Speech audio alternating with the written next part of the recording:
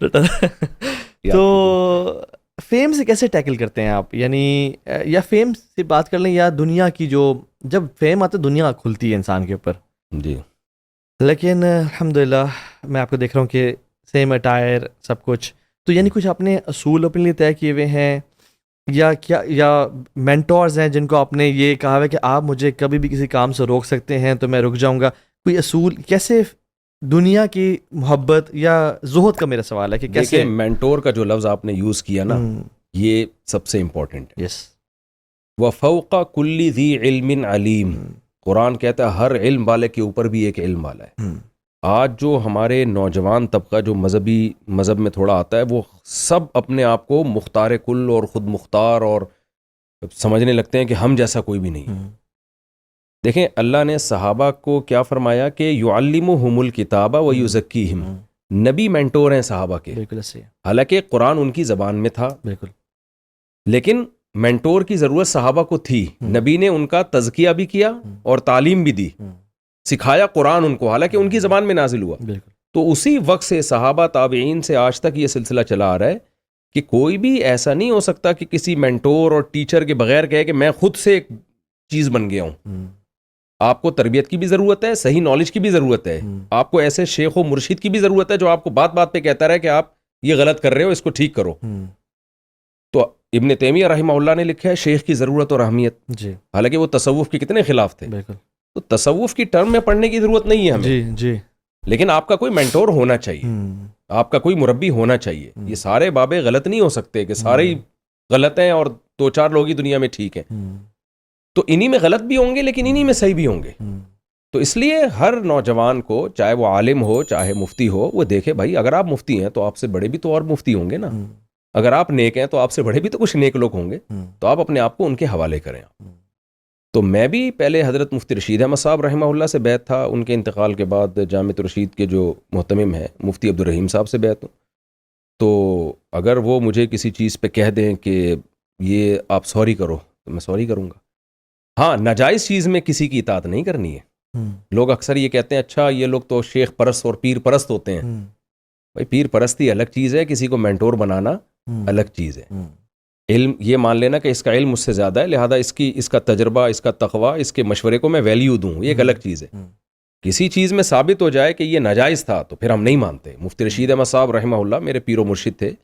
ان کے جو احسن الفتاوی ان کی کتاب ہے، اس میں ایک فتویٰ انہوں نے لکھا تھا تو ہم نے اس کے خلاف فتویٰ دیا.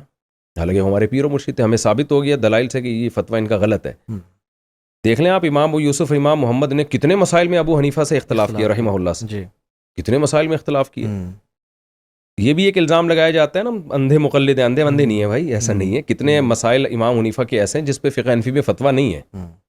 عقیقہ امام حنیفہ کے نزدیک سنت نہیں ہے لیکن سب علماء کہتے ہیں سنت ہے. تو ایسا مینٹور کسی کو بنانا جیسے میں نے بنایا یا آپ کا بھی کوئی مینٹور ہوگا تو کسی بڑے کو، سینئر کو اس سے رائے لینا، خود مختار نہ بننا، یہ بہت ضروری ہے. یہ اعتدال کی رائے یہ ہے کہ نہ کسی کو ایسا پیر و مرشد بنایا جائے کہ اس کی ہر بات پتھر پہ لکیر ہو، اس کی بات قرآن و سنت کے خلاف ہو پھر بھی آپ مان رہے ہیں. اگر میں پیر پرست ہوتا تو میں 2 شادیاں تو کر ہی نہیں سکتا تھا، کیونکہ میرے جو شیخ اور مرشد ہیں وہ 2 شادیوں کے ہمیشہ خلاف رہے ہیں. اچھا. وہ اس لیے نہیں کہ شریعت کے مخالف، وہ کہتے ہیں بھائی یہ کام بہت مشکل ہے اور اس زمانے میں جو دین کی خدمت میں لگے ہوئے ہیں 2 شادیاں کریں گے تو کیا حالات ہوتے ہیں ان کے، دین سے رہ جائیں گے. تو میں تو ان سے بھی اس میں بحث کرتا تھا کہ حضرت اس کی ضرورت ہے اور قرآن و سنت میں جب ہے تو ہے. مولانا شریف تھانوی رحمۃ اللہ علیہ، ان کے لوگ مجھے ملفوظات بھیجتے تھے کہ وہ کہتے تھے اس زمانے میں 2 شادیاں نہیں کرنی چاہیے. ہم جواب میں کہتے تھے مولانا شریف تھانوی رحمۃ اللہ علیہ، ہم ان کی خاک کے برابر نہیں، لیکن اللہ کے نبی نے ایک کام کیا ہے اور لقد کان لکم فی رسول اللہ اسوۃ حسنہ. تو نبی جب آ گئے تو بس ختم ہو گئی بات نا. تو پھر اسلام نے کیوں ترغیب دی ہے؟ تو پیر و مرشد کا یہ مطلب نہیں ہوتا کہ اس کی اندھی تقلید کرنی ہے اور شریعت کی بات کو پیچھے رکھ کے اس کی بات کو فالو کرنا ہے، یہ مطلب نہیں ہے. جو جن چیزوں کا تربیت سے تعلق ہے اس میں اس کو فالو کرنا ہے، اور جس چیز میں وہ ماہر ہے اس میں اپنی رائے کو اس کی رائے پہ چھوڑ دینا ہے. بعض چیزوں میں ان کو مہارت زیادہ ہوتی ہے تو آپ یہ مان لیں کہ مجھے کم مہارت ہے، ان کا تجربہ، ان کا علم، ان کا تقویٰ زیادہ ہے، تو اس ماننے میں خیر ہوتی ہے. تو خود مختار نہیں بننا اور شریعت ساز بھی نہیں بنانا کسی کو. یہ بیلنس ہے، یہ اعتدال ہے جس پہ ہم نے چلنا ہے. آج وہ یعنی دو بے اعتدالیاں ہو گئیں, یا تو پیر خدا بنا ہوا ہوتا ہے جیسے یہود و نصارہ بنا لیے تھے, جیسے یہود و نصارہ بنا لیا کہ اس کا کوئی اس کو ناپنے کا کوئی کرائٹیریا ہی نہیں ہے, وہ حلال کے حلال وہ جو ہے وہ بس بنا لیا آپ نے اس کو.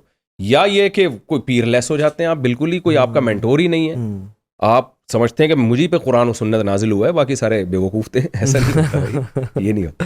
تو کچھ آپ کو ان کی طرف سے گائیڈنس یا ویسے جنرل ایڈوائزز کہ دنیا سے بے رغبتی اور زہد اختیار کرنے کے لیے کچھ آپ کے مینٹورز نے آپ کو کہا ہوا ہے کہ یہ کچھ نہیں کہا. 8 سال جو جب میں ہم مفتی رشید احمد صاحب سے بیعت تھے تو ان کا روز آنا بیان ہی اسی پہ ہوتا تھا.